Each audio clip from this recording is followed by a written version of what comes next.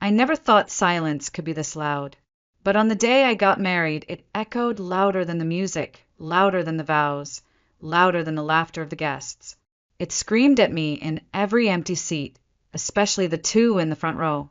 My parents didn't come, not because they were sick or stuck at an airport or caught in a freak accident. They chose not to. And it wasn't just them. My younger sister, Celeste, the family's golden child, skipped it too. No calls, no apology, not even a bland congratulation message on social media. Nothing. It was as if they'd cut themselves out of my life entirely the moment I dared to do something before she did. It was supposed to be the happiest day of my life, and in many ways it was. Graham, my now husband, stood across from me in the soft light of a late September afternoon, beneath a canopy of wildflowers, and looked at me like I was everything.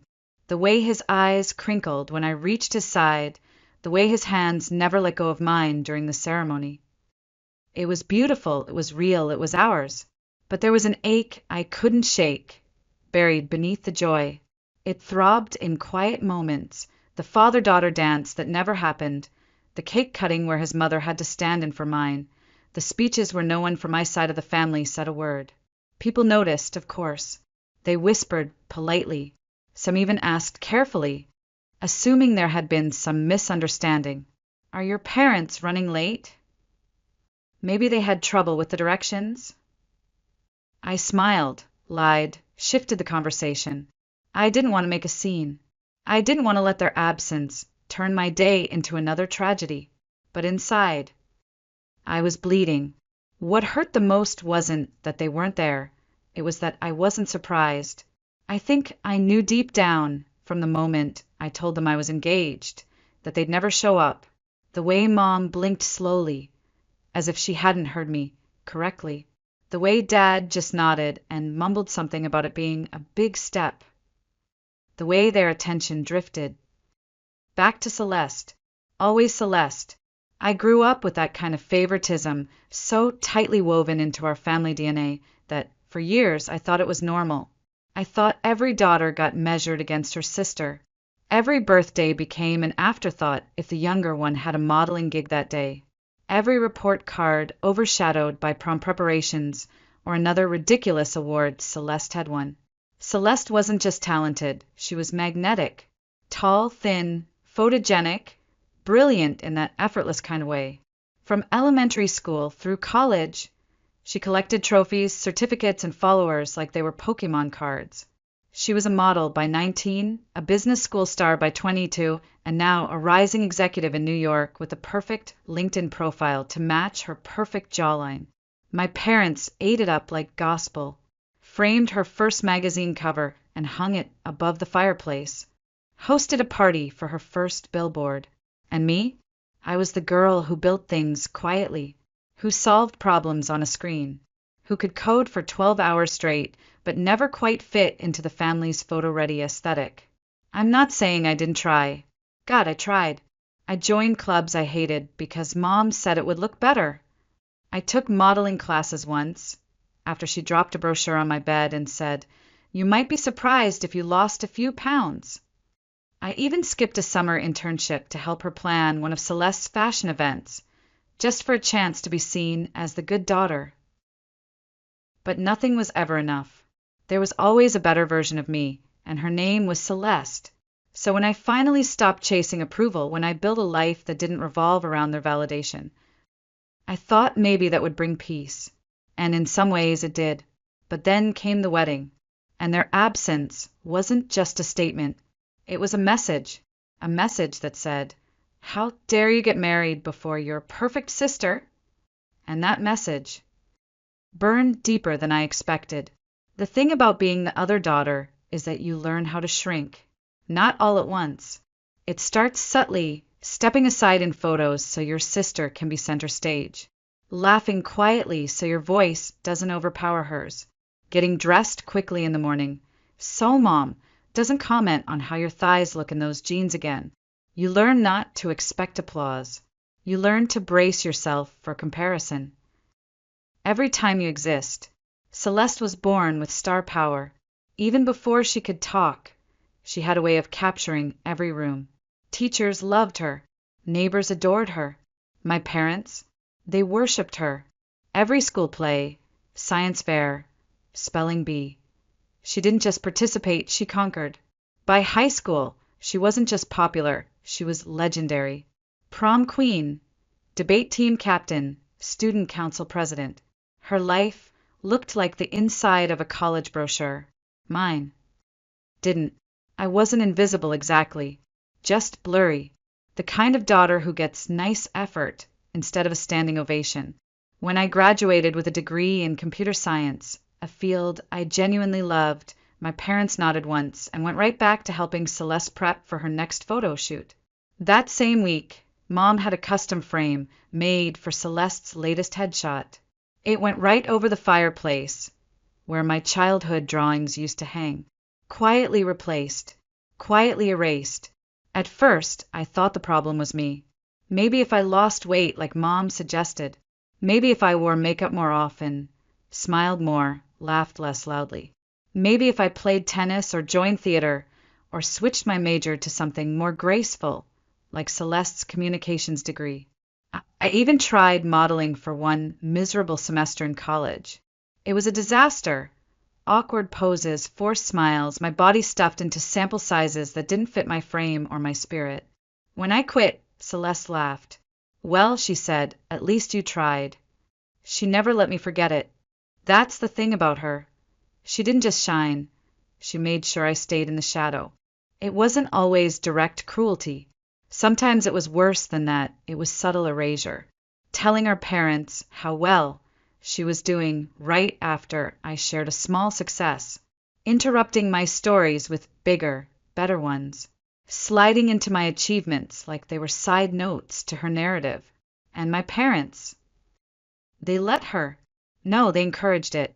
My mother had this look whenever Celeste walked into a room.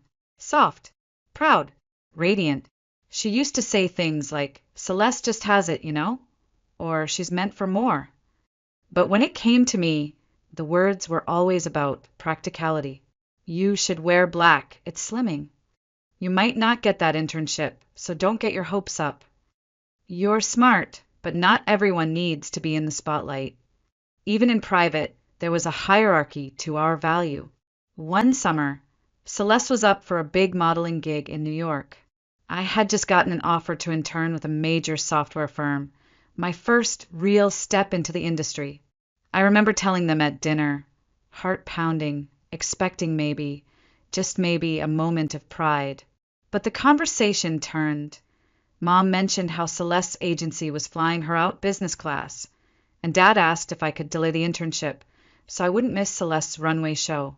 I said yes, and I went, and I clapped, and I smiled for the photos while something inside me quietly cracked. By my mid-20s, I stopped trying. I stopped chasing the version of myself they might someday adore. I started working on becoming someone I could admire instead. I found a rhythm in my career. I made real friends. I dated people who didn't treat me like a second choice. And still, every holiday, every family dinner, every milestone, there she was. Celeste, the center of gravity, and me, orbiting. People outside the family never understood why I kept the peace, why I didn't speak up, didn't push back, didn't rage. But the truth is, when you've been dismissed for so long, silence feels safer than confrontation. You learn to pick your battles. And for most of my life, I picked none. Until the day I fell in love. Until Graham. Until the ring. Until the one thing I never thought I'd do before her. Marriage. When Graham proposed, it wasn't some Instagram-worthy spectacle. There were no rose petals, no violins, no hidden cameras. Just the two of us, barefoot in our living room. Tight takeout containers on the coffee table. Reruns of Frasier in the background. He pulled out the ring like it was the most natural thing in the world and said, "You're already home to me. Let's make it official." I cried. I laughed. I said yes with a mouthful of pad, CW. It wasn't glamorous, but it was perfect. The next morning, I called my parents. I didn't want to wait. Maybe, despite everything, some tiny part of me still hoped they'd be happy for me. Maybe this would be the thing that finally made me feel like their daughter again. But when Mom picked up and I told her, the line went quiet. Then she said, "Are you sure, Elena? Don't you think you should wait until you've gotten into better shape?" That was her first reaction to my engagement. Not congratulations. Not "we're so happy for you." Just a reminder that in her eyes, I wasn't ready to be seen. I wasn't beautiful enough for celebration. Dad didn't say anything at all. At the engagement party, Graham noticed how they stood in the corner the entire time, hunched over Mom's phone. I was too anxious, too busy trying to make sure everyone else was having fun to pay attention. But later, Graham told me he overheard snippets of their conversation. They were talking to Celeste. She was crying, saying something about how this wasn't supposed to happen, that I wasn't supposed to be first. That phrase stuck with me. Not supposed to be first. Even though she wasn't even engaged, Mom had already created Pinterest boards for Celeste's dream wedding. Venues, floral arrangements, designer gowns, color palettes. When I tried to ask for her help, her responses were cold, distant. Just keep it simple, something that flatters your shape. You don't need anything too flashy. It should be practical. So I stopped asking.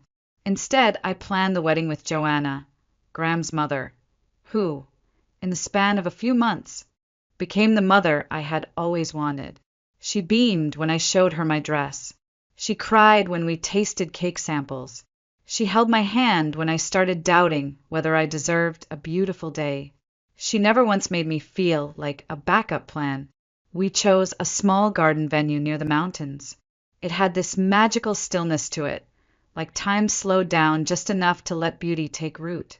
I picked a classic A-line gown that made me feel lovely, no frills, no corsets, just soft fabric that hugged me without judgment. And when I saw myself in the mirror for the first time in years, I thought, maybe this is enough. I carefully prepared our guest list, sent both physical and digital invitations, tracked the emails, confirmed read receipts. When my parents didn't RSVP, I followed up, politely then firmly. "Just want to make sure you got the invite," I texted. "Would love to know if you'll be there." They either ignored me or gave vague excuses. "We're busy that weekend." "We need to check with Celeste's schedule." Celeste. Always Celeste. Eventually I stopped asking. I had a wedding to plan. Graham's family rallied around us. His sister hosted the bridal shower. His cousins helped with the flowers. Joanna brought handwritten place cards and vintage napkin rings. Every detail had love behind it, real, messy, imperfect love. And still, their absence hung like a storm cloud over everything. At the rehearsal dinner, I kept glancing toward the door. At the cake tasting, I saved a slice for them, just in case. Even on the morning of the wedding, a part of me waited, hoped, imagined them walking in, smiling, surprising me. But they didn't. They never intended to come. And somehow, I knew it all along. The morning of the wedding was clear and still, like the world was holding its breath for something sacred. The mountains stood quiet in the distance, draped in mist, and the air smelled of lavender and pine. It should have been the happiest day of my life, and in many ways it was. But when I stepped into the garden, veil gently brushing my shoulders, the first thing my eyes went to were the 2 front row seats, empty, reserved, untouched, waiting. I had known they wouldn't come, but knowing and feeling, those are 2 very different things. I remember standing behind the wooden archway with Joanna, holding my bouquet of wildflowers, knees slightly shaking. She tucked a strand of hair behind my ear and said, "You look breathtaking, sweetheart." I smiled, but something inside me stayed still. I wasn't nervous about marrying Graham. I was grieving the parents who were alive and well, but couldn't find it in themselves to be there for me. The music started. My feet moved forward. And suddenly, everything else fell into place. The people who did come, Our friends, Graham's family, even a few coworkers, stood with wide eyes and warmer hearts. Graham looked at me like I was sunlight walking toward him. The officiant's voice was steady. Our vows were quiet and intimate, and when we kissed, the garden seemed to exhale in joy. It was beautiful. It was everything I'd hoped, except for the part that would never be. There was no father-daughter dance. The seat next to Joanna, where Mom should have been wiping away happy tears, remained heartbreakingly bare. No toast from Dad. No hug from Mom. No, you did well, or I'm proud of you. Not even a note. Every time someone clinked their glass for a toast, I felt a tiny tug behind my ribs. Every time someone complimented my dress, I thought about how Mom never saw it, never cared to. I had imagined that maybe, just maybe, they'd surprise me, that they'd show up late, dressed to impress, pretending it was traffic or bad directions or something equally forgivable. But they didn't. They hadn't even texted that morning. The silence was deliberate, calculated, cruel. And yet, I didn't cry. Not then. I smiled for photos. I danced with Graham until my feet ached. I laughed when his niece shoved frosting into his beard and clapped when Joanna twirled with one of the flower girls.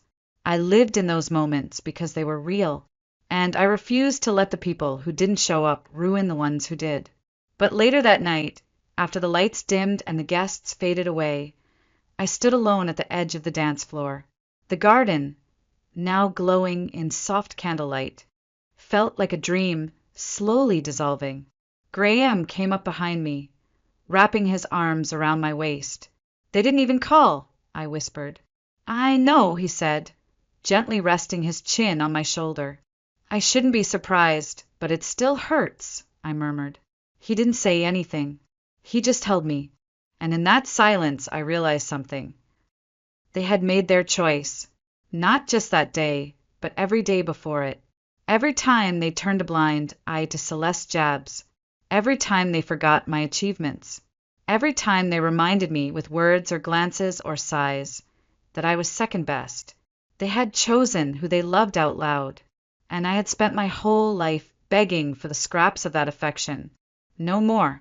After the wedding, I called them. Just once. I needed to know, needed to hear the lie for myself. Mom answered. Her voice was clipped, defensive. "We never got a real invitation," she said. "You sent something digital. That's not the same. We didn't feel included." I told her I had sent both, that the email showed read receipts, that the physical mail had confirmed delivery. She paused. Then she said, "Well, maybe you used the wrong address. You know we've had trouble with that P.O. box." That wasn't true. They've lived in the same house for 30 years. Same mailbox. Same email. Same excuse. I didn't argue. I just said, "I'm sorry you felt excluded," and hung up. And as I set the phone down, I finally cried, not for what I had lost, but for what I never had. It started with a text. 3 weeks after the wedding, after all the cake had been eaten and the flowers wilted and the photographs printed, I received a message from my mother. Not, "Sorry we missed it." Not, "You looked beautiful." No, it was an accusation. "You could have at least warned us that your cousin wouldn't attend Celeste's engagement party. It seems like you've been spreading stories, Elena." I stared at the message, reading it over and over as if it might change. But no, it was exactly what it looked like. Blame. Apparently, in the weeks following my wedding, whispers had begun to circulate within the family. People were asking why my parents hadn't attended, why Celeste didn't show up, why no one from my side had said anything during the toasts. And I, God forbid, had told the truth. I didn't embellish. I didn't dramatize. I simply said what happened. They didn't come. They ignored the invitations. They chose not to be there because I got married before their perfect daughter. That was it. But for them, the truth was more threatening than any lie, because the truth made them look bad, and they couldn't stand that. I tried to let it go. I really did. But then came the calls, the comments from relatives, the passive-aggressive jabs in the family group chat I hadn't checked in months. Celeste, of course, played the victim. Elena's just bitter. She's trying to ruin my special day. And then came the breaking point. My parents called me. They didn't ask how I was. Didn't ask about the honeymoon.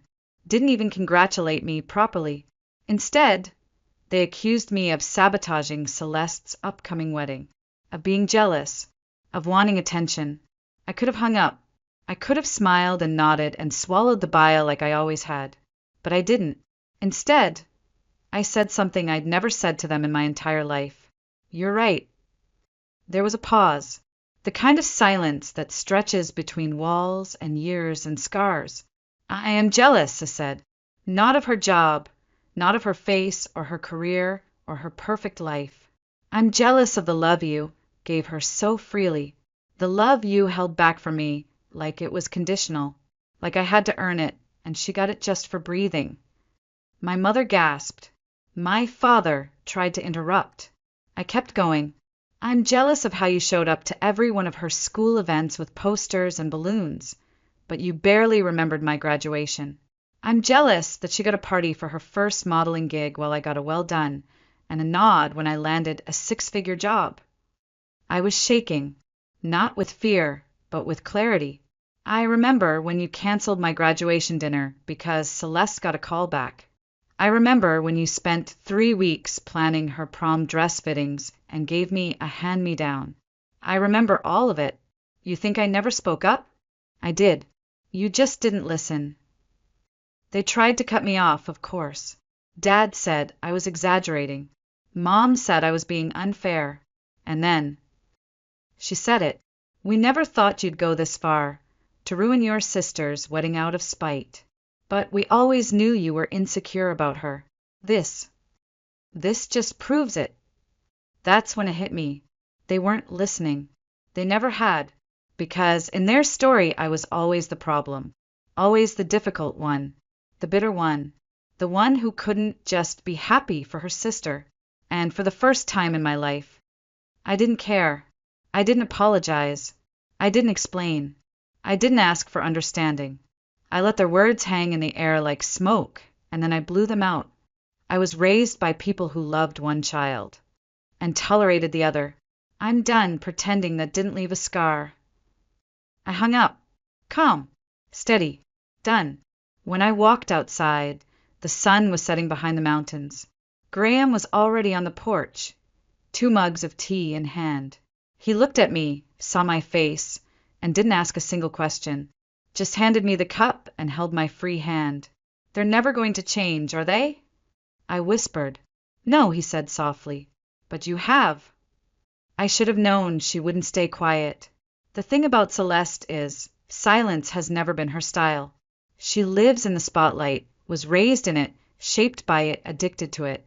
The idea that someone else, especially me, might be getting attention, even for a moment, must have felt like oxygen being sucked out of her lungs. So when she finally texted me, I wasn't surprised. Her message came wrapped in a tone so sweet it burned. What you said to Mom and Dad was really hurtful.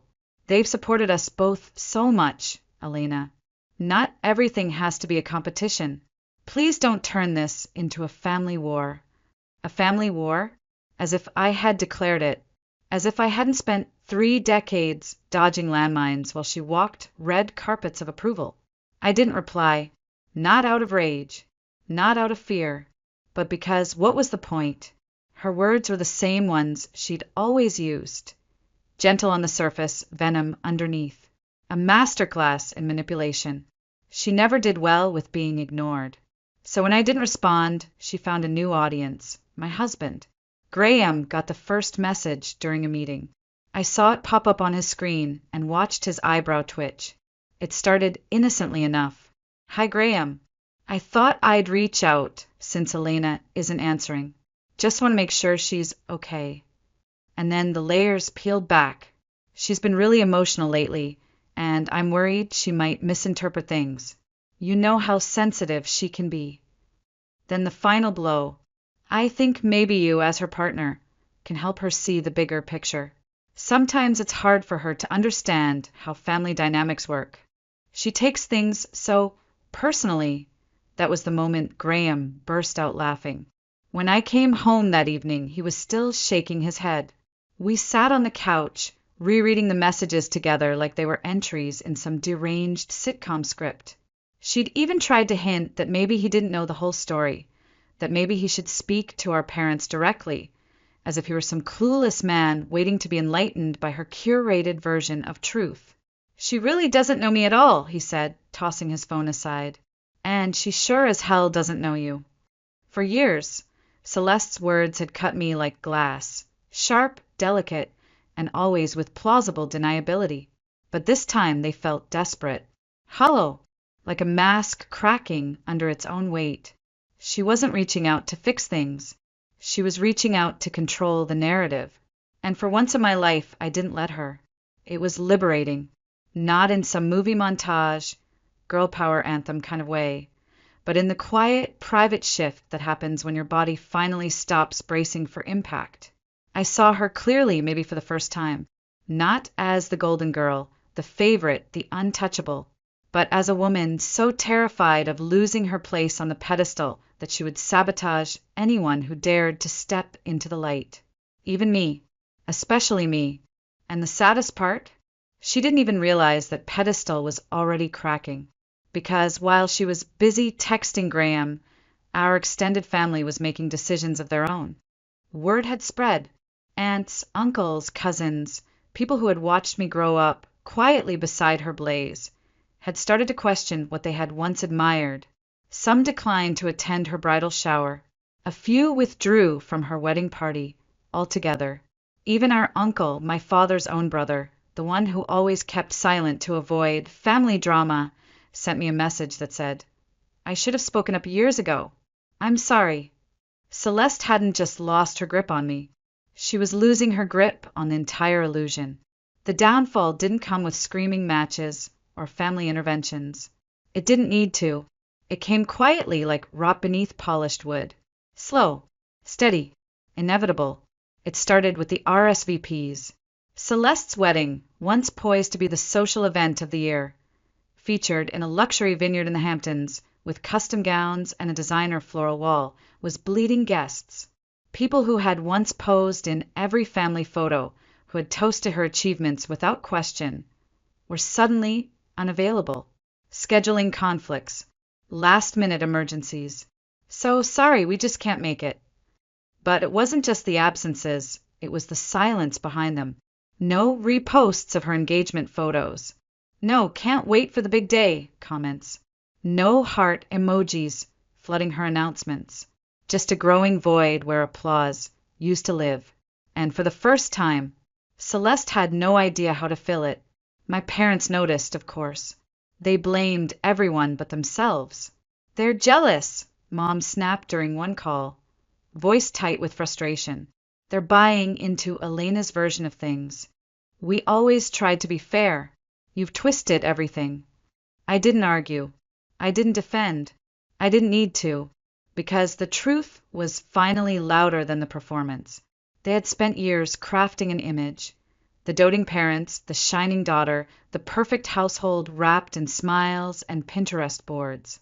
But all it took was one missing piece, one empty chair at my wedding, for the cracks to show.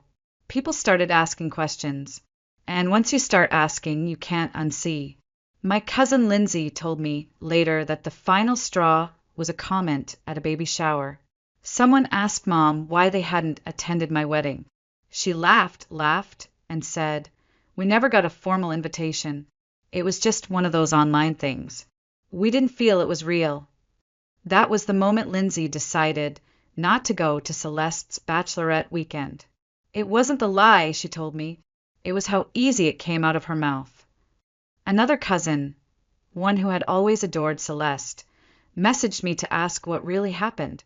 I told her, without drama, without spin, just the truth. And she replied, "I believe you, and I'm sorry I didn't see it sooner." Even Uncle Henry, Dad's older brother, the one who used to say, "Family business is family business," called me out of the blue. "You've carried this alone for too long," he said. He won't be at Celeste's wedding either. And still, my parents can't understand it. They call it sabotage. They call it envy. They call it betrayal. But they never call it what it is. Consequences. I've said nothing to the wider family. I haven't posted a single photo, shared a single story, named a single name. All I did was tell the truth once, calmly, quietly, and that truth has done what decades of silence never could. It revealed them. Now, the world they built, shiny and fragile, is starting to crack under its own weight. No matter how many emails Mom sends to clarify the misunderstanding, no matter how many desperate messages Celeste fires off to save face, people are stepping back, and the silence they used to punish me is now echoing back to them. The most ironic part? They still live in the same house, still use the same email they've had since AOL was a thing, and yet they claim they didn't receive the invitation, as if the internet failed them, not their own conscience. Sometimes I think about how easy it would be to rub it in, to send screenshots, voice messages, proof. But I don't, because this isn't about revenge anymore. It's about release. Let them say what they will. Let them spin their version of events into silk and gold. It won't change the truth. And it won't bring back the people quietly walking away. The image has shattered, and no one is clapping anymore. 3 days ago, I sat on my back porch and watched the sky turn lavender above the pines. Graham was beside me, a mug of chamomile tea in his hand, his other hand resting over mine. The crickets had just started their nightly chorus, and the air was cool, soft like a sigh. I hadn't spoken to my parents in weeks. Celeste hadn't tried again, and for the first time in my life, the silence wasn't a punishment. It was peace. It's funny how we're taught to believe that healing comes in dramatic moments, slamming a door, delivering a monologue, walking away with fireworks in the background. But for me, it came in the quiet, in the gentle unraveling of ties that once strangled, in the stillness that followed every confrontation I used to avoid.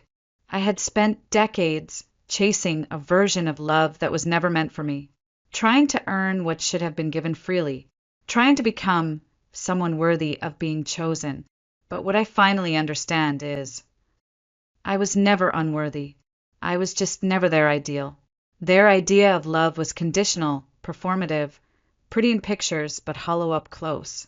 They didn't know how to hold space for a daughter who didn't shine like Celeste, who didn't fit neatly into their curated vision of success and beauty. And that's not my failure. That's theirs.